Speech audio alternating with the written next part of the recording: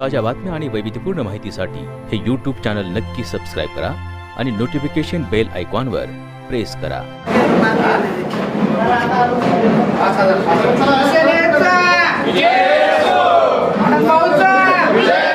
मंडळी नमस्कार. सांगोला नगर परिषदेच्या निवडणुकीचा निकाल लागला. 23 नगरसेवक निवडले गेले. नगराध्यक्ष पद ही निवडण्यात आले. मात्र मंडळी आता या सांगोला नगर परिषदेमध्ये एकूण 3 स्वीकृत नगरसेवक निवडावयाचे आहेत आणि या 3 स्वीकृत नगरसेवक पदाच्या जागांकडं इच्छुक उमेदवारांचं लक्ष लागून राहिलेलं आहे मंडळी. त्यामुळं आता इच्छुकांसाठी ही पुढची निवडणूक लढाई असणार आहे. मंडळी आपल्याला माहीत आहे की सांगोला नगर परिषदेच्या निवडणुकीचा निकाल लागला आणि यामध्ये शिवसेनेनं घवघवीत यश संपादन केले. शिवसेनेचे नगराध्यक्षपदाचे उमेदवार आनंदा माने हे तब्बल 5,000हून अधिक मतांनी विजयी झालेत. तर दुसरीकडे शिवसेनेचे तब्बल 15 नगरसेवक सांगोलेकरांनी निवडून दिलेत. मंडळी शिवसेनेनं लक्षणीय अशी ही निवडणूक कामगिरी केलेली आहे. तर दुसऱ्या बाजूला सांगोला शहर विकास आघाडीच्या पदरात 8 जागा पडलीत. मंडळी याच्यामध्ये भाजपनं 4 जागांवर विजय संपादन केला आहे. शेतकरी कामगार पक्षाच्या वाट्याला 3 जागा आलेत.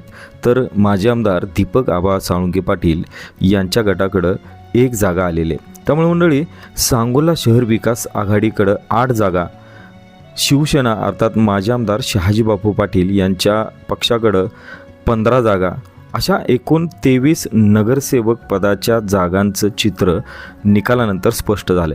अर्थात या 23 नगरसेवक पदांच्या जागा निवडलेल्या आहेत. मंडळी 23 जागांच्या या निकालानंतर आता इच्छुक उमेदवारांचं लक्ष लागले ते म्हणजे स्वीकृत नगरसेवक पदांकडं. मंडळी आपल्याला माहीत आहे की नगर परिषदेच्या कायद्यामध्ये स्वीकृत नगरसेवक हे निवडले जातात आणि यामध्ये जे पक्षाकडून ज्यांना शब्द देण्यात आलेला आहे, निवडणूक तिकीट वाटपाच्या वेळेस जे बंडखोर होते अशा काही बंडखोरांनाही स्वीकृत नगरसेवक पदाचा शब्द देण्यात आला होता.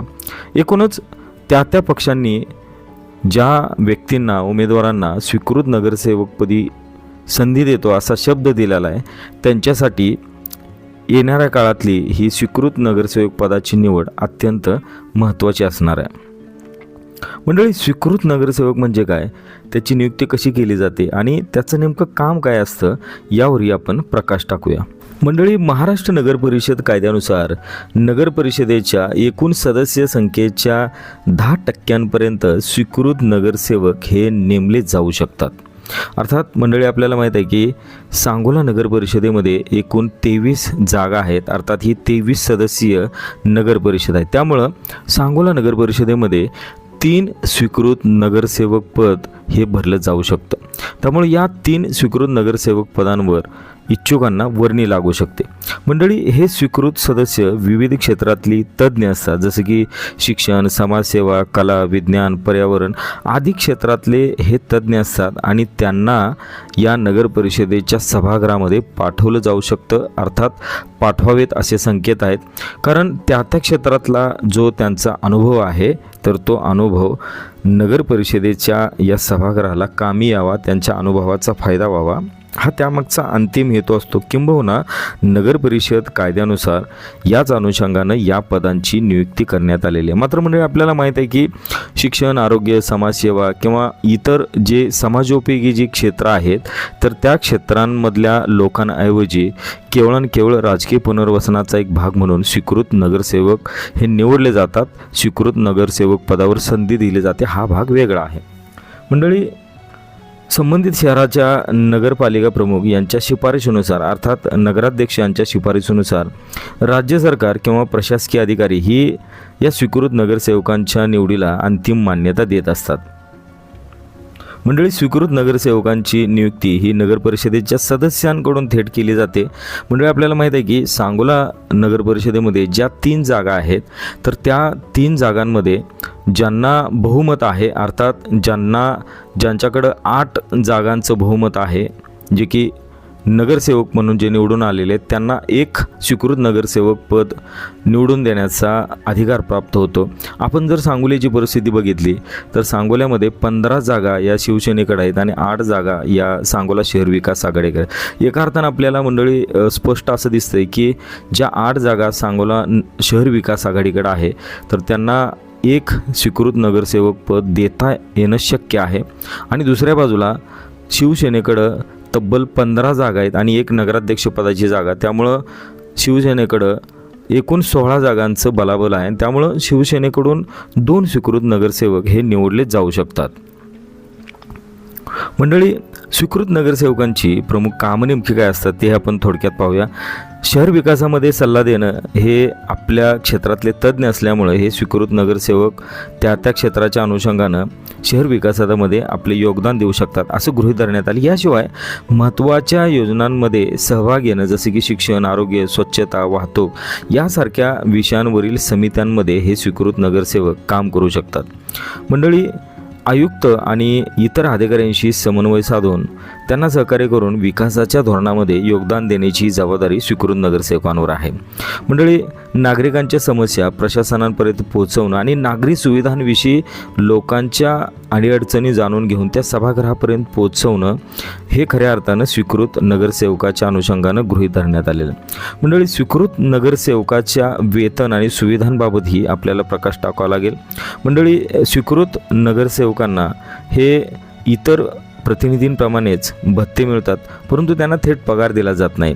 मंडळी, काही महापालिकांमध्ये स्वीकृत नगरसेवकांना विशिष्ट प्रमाणात निधी मंजूर केला जातो मात्र नगर परिषदेमध्ये अशा पद्धतीची कोणतीही तरतूद असल्याचं दिसत नाही आहे. मंडळी, स्वीकृत नगरसेवक पदाचा कार्यकाल नेमका काय असतो यावर आपण प्रकाश टाकूया.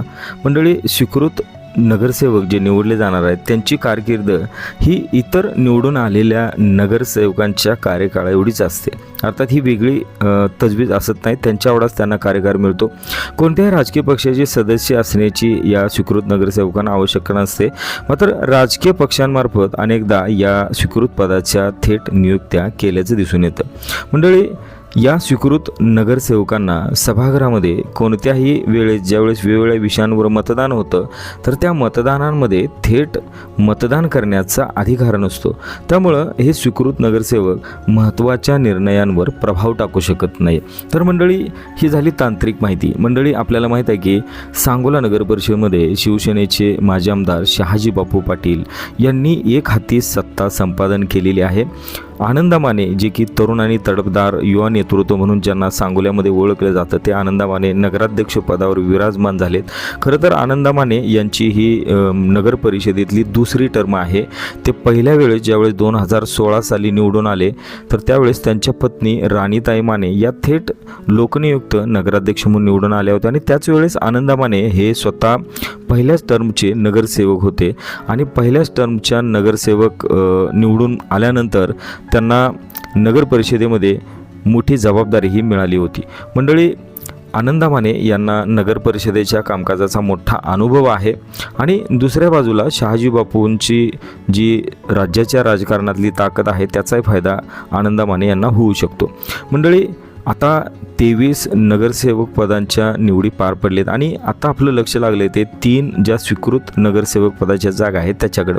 म्हणजे आपल्याला माहीत आहे की मधल्या काळामध्ये निवडणूक लागण्यापूर्वी ज्या उमेदवारांना तिकीट वाटप करण्यात आली त्या प्रक्रियेमध्ये अनेक उमेदवार हे इच्छुक होते आणि अशा इच्छुक उमेदवारांपैकी एकच इच्छुक उमेदवार हा त्या प्रभागामध्ये त्या पक्षांना द्यावायचं होतं. मात्र जे एकापेक्षा अधिक इच्छुक असणाऱ्या उमेदवारांना त्या पक्षांकडून काही शब्द दिले जाण्याची शक्यता आहे आणि हे शब्द प्रमाण मानून आता त्या पक्षांकडून स्वीकृत पदांवर त्यांना संधी दिली जाऊ शकते.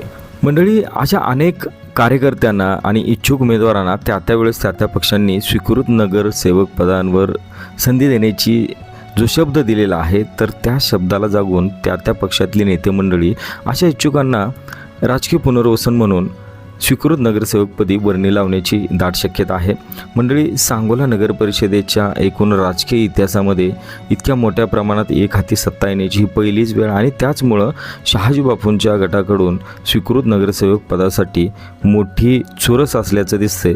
आणि दुसरीकडं सांगोला शहर विकास आघाडीच्या वाट्याला तांत्रिकदृष्ट्या एक जागा येईल असं दिसते. मात्र पुढचं नेमकं राजकारण काय होतंय त्याकडे आपलं लक्ष असणार आहे. मंडळी, आपण तुर्तास इथंच थांबूया. धन्यवाद.